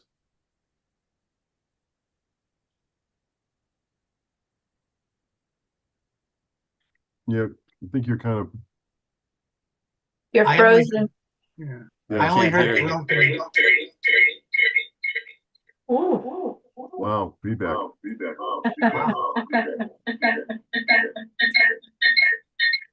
I feel like I'm at a Pink Floyd concert. Oh, God. Okay. So No, we'll see. what I was saying was, do we need to get a notice out to Sunrun is what I was mentioning. I can follow up once we kind of get more. I can talk to Brian about just the background on this and contact Sunrun and let them know there are issues. I have names of, I think, 3 or 4 different people, some in California, some more local. But just to let them know there's been the violations and try to help the property owner to maybe recoup some of his costs. And put Sunrun, who actually is the problem Sure. child here, in responsible. Right. Okay. We all set, John? That's my point. Yeah. Cool. Thank you, Brian. Yes. Okay, Good night.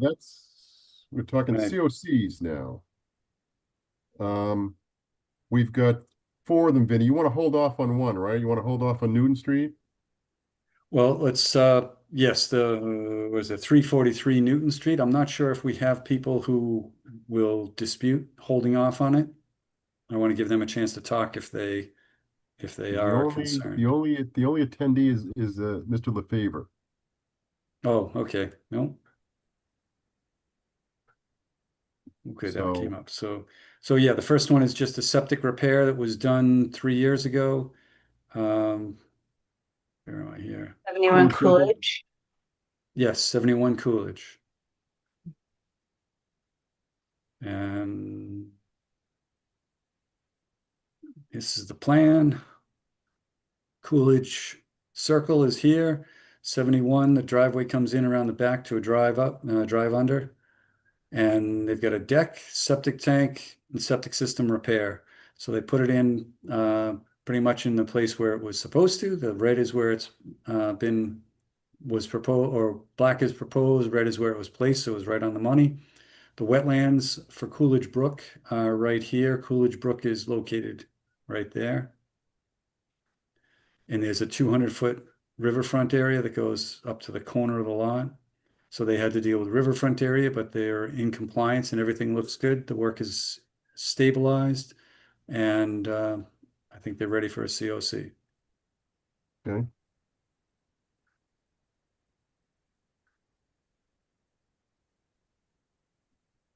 Let's review them all, and we'll just do one approval. How's that? Oh, okay. Let me pull this one out. How about 343 Newton Street? That's the one you want to hold off on.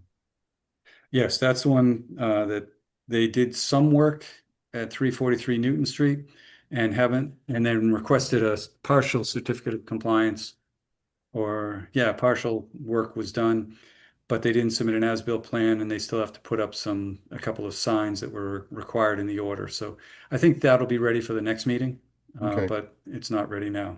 All right. And then we have Newton Street right of way. Newton Street right of way, the work was done. The town has an as-built plan, and I talked to Fred about it, and he didn't remember any problems, thought everything was done and was complete. So And then the last, that's okay. the last one is 0 Newton Street, which is the old NOI for the one we talked about today. Yes, and that one's expired, so they're just closing that out with no work done. So that's an easy one. So the roadway, everything was done. The proposed common driveway, nothing was done. So those are two easy COCs. The other one was partially done, and they still need to give us a little more. Okay. Any questions, any of those COCs? So we're going to need a motion to approve a certificate of compliance for 71 Coolidge Circle, Newton Street right of way, and 0 Newton Street. So moved. Is there a second? Second. Dan Clark, Yes. Justin Dufresne, Yes. Todd Helwig, Yes. John Johnson, Yes. Kelly Marston. Yes. And I vote yes. All right. You want to do a quick review of violations, Vinny? We're still with the same 4. Yes, traffic. 15 Settlers Road, I issued the enforcement order, and it was sent. I haven't gotten any response back from the owners, so I've talked to the building department, and they're encouraging compliance. They're not proposing to build anything yet, so there's no real push right now, but they've been supportive, and I think the owner is doing some research into what needs to be done. Okay. But I still have to get in contact with him. What's the other one? Belmont Street. Yeah, 45 Belmont was just dumping of mattresses and mattress, house waste, solid waste, and a bunch of tires. I sent out the enforcement order, sent it out certified mail. It was not received. It was not picked up. So I have to do some more work and figure out how to get them notified. They also have a septic repair plan. They've been working, or they've been in contact with the Board of Health. Board of Health contacted them about this, and they have not received a response yet either. So those two need a little more aggressive action from me. 186 Barefoot. He's hired a wetland specialist. He flagged it last Friday, I think it was, or 2 Fridays ago. And he and I are going to meet out there this week, I think Thursday, and talk about what needs to get done and whether I agree with the flag. I think I will agree with it, the flagging. And they're going to pull out some dump material that got into the wetland and pull back and stabilize a slope that was filled in. Good. And informal discussion on 432 Whitney Street. The There's cleanup of the pallets. There were a lot of pallets out there, a lot more than what I remembered. They got a big major stack out there. And I've emailed back and forth with the DPW and the Trails Committee, but we weren't sure how it was going to get removed from the site. It may get picked up by a local contractor who does firewood, provides firewood, and this would probably be good kindling, but we haven't formalized how that's going to happen. The other news on that is that the town received and deposited the $200,000 check from the DCR for the conservation restriction. DCR purchased the conservation restriction after the town meeting last year, and we finally got all the paperwork and legal stuff done. So they released the check on June, I think it was June 27th or 28th, before the June 30th deadline. Vinny, where do those funds end up going? Do they end up going to the open space fund for the conservation fund? Yes, that's where it was voted at town meeting, and that's where it ended up. Good, okay. Because that fund was pretty well taken down during some of the purchases. There was nothing left, yes. Yeah. Okay, good. Any word from Wigmore? I spoke with her. She's interested in doing the work, and I just haven't had time to put the RFP together and advertise it. Okay. But that's higher on my list of things to do this month, just to make sure that happens before it gets to be fall. And then we have the MAC dues. MACC dues. Did they go up or down, Greg? They did the same. They went up a little, not too bad. Okay. Yeah. So what their dues are is $845. That's for all 7 members, myself, and for a seat at the MECC handbook, the electronic handbook that is being updated this year. So it should be, it should have a lot more information. So I think 1 seat is all we need to access that, because you get to have 1 person do there. And I barely ever go in there, but anyone, just let me know if you're interested in researching something, and I can send you all the information. Good. Once I get it set up, once we pay for it. So I presume we have the funds to pay for. Yes, we do. 865, was that 865, 845? 845, yeah, 845. Okay, we need a motion to authorize payment. So moved. Is there a second? Second. Look at you, Kelly. Look at you. Okay. Nice. Roll call. Dan Clark. Yes. Justin Dufresne. Yes. Todd Helwig. Yes. John Johnson. Yes. Kelly Marston. Yes. I vote yes. Good. Good.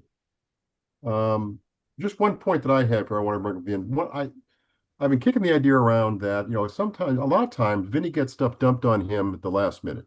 Either it's for, noon on Friday or whatever. And I know that the planning board has a stake in the ground that says any document received after a certain time will not be factored into that current meeting. I'm thinking we may want to think about adopting the same approach here, whether that's 1 day, 3 days, 4 days, just to really kind of help Vinny out a bit and not get some of these folks involved. They can, well, I gave you the documentation. Why can't we review all 800 pages of it? So, I mean, is that something we had that? Yeah. Do we not have that? We don't have anything. We don't. And I have an intern, senior going into this, a rising senior at Algonquin, who's a political science person, likes to look at that stuff. So I asked him to go and do a little research. He called all the abutting towns if agents or directors. He found out that I think all of them have, whenever their meeting is, if their meeting's on a Wednesday, it's the Thursday before. Everything has to be in the Thursday before. So since we're meeting Monday, it could go a little bit earlier in the week, but I'm okay with as long as everything gets submitted by the end of the day Wednesday. That would allow me Thursday and Friday to get a review done, at least a cursory review, so that I could see whether it's complete. Because the fire station, that was a 2-inch thick packet that I got And I assume they're doing everything right, but I haven't read it, so I don't know for sure. So more time would be better. I agree. Seems I mean, reasonable. yeah, seems reasonable, right? Well, wait a minute. If the idea is, and I'm approaching this from someone who uses these agencies. Mhm. So if I file something timely, so there's a deadline that we have to file stuff to make an agenda, but I file the day of, I'm still not going to get heard at the next meeting. This is the first time that's happened in the 3 years I've been here. We just had so many things going on, violations. So that didn't happen this time. In the future, what this policy is when it's not filing deadlines, it's submitting supplemental information.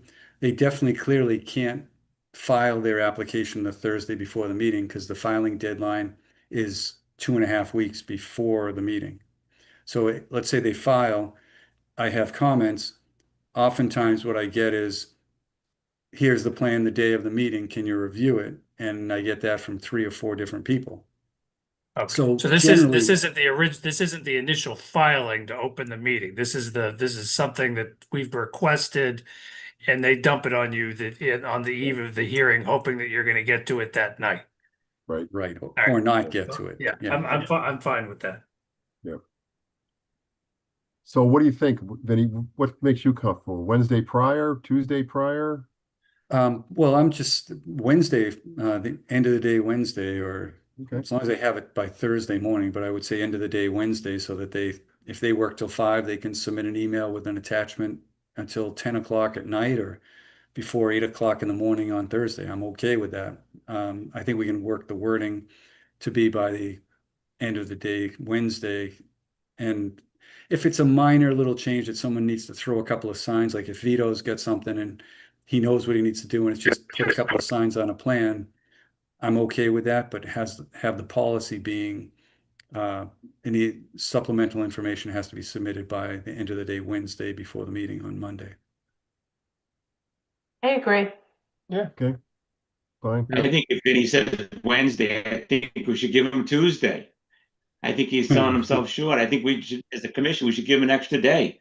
We call it end of day Tuesday, and then that really gives him enough buffer. I don't know. I think even Wednesday is cutting it short, but Yeah. because he's going to do the minutes and get out the agenda over Saturday and Sunday, I think we give him end of day Tuesday.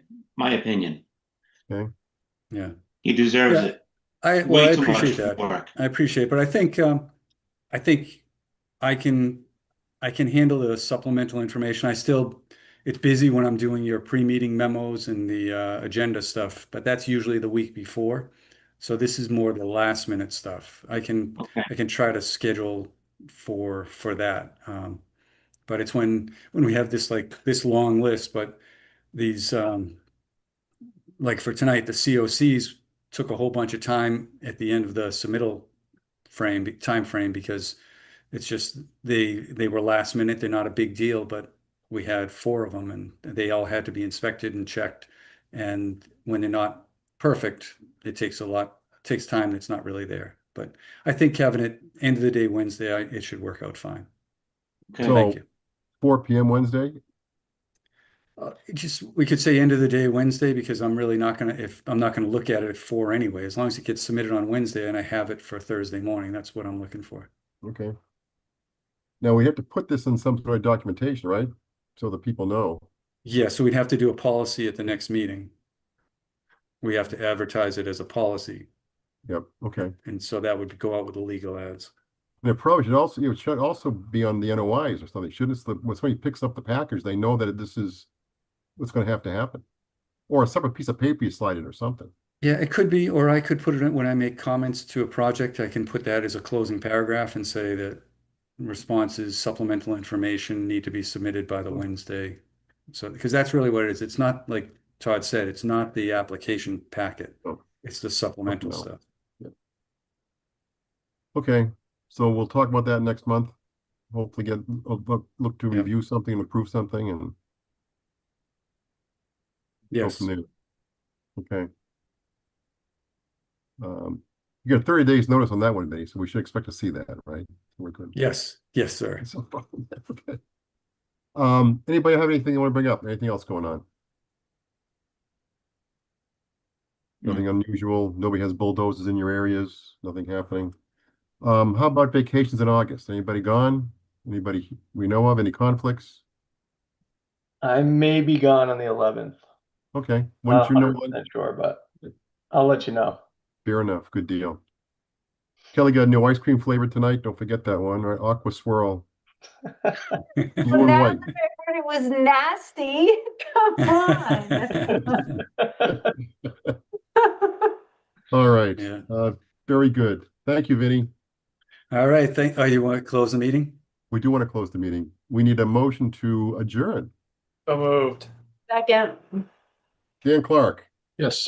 Justin Dufresne, Yes. Todd Helwig, Yes. John Johnson, Yes. Kelly Marston, Yes. and I say yes too. Thank you, Vinny. Thank you, Kaylee Olson, for your support. Thank you, Justin, for reading the meeting minutes. Oh, no The problem. opening. My president. Yeah, I think we did pretty good getting through all this at 8 o'clock. You guys do flew well. through this. Yeah. That was great. We kicked a few cans down the road, but that's all right. We're Yeah, okay. yeah. We're okay. All right, folks, have a good month. We'll see you in All August. right. Good night. Thank you. All right.